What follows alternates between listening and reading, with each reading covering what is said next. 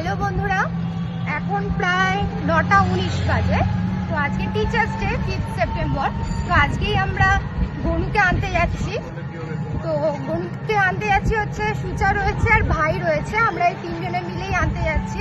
আর শুধু কিছু কাজের জন্য আসতে পারেনি। তো পরে তোমাদের সাথে দেখা হচ্ছে, দেখতে থাকো। তো আমরা এখন যাচ্ছি গনুকে আনার জন্য। কিছু বলবে তুমি? গণপতি বাপ্পা মোরিয়া। গণপতি বাপ্পা মোরিয়া। আমরা যাচ্ছি প্রশস্তয় গনুকে আনতে। লাহা কাকার টোটো করে আমরা গনুকে আনতে এসেছি এখানে। তো গনুকে নেব আমরা।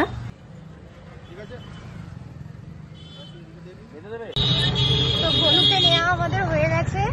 তো আমরা এখন গনুকে নিয়ে যাচ্ছি বাড়ি। লাহা কাকা খুব সাবধানে টোটো চালিয়ে এনেছে গনুকে, খুব সাবধানী।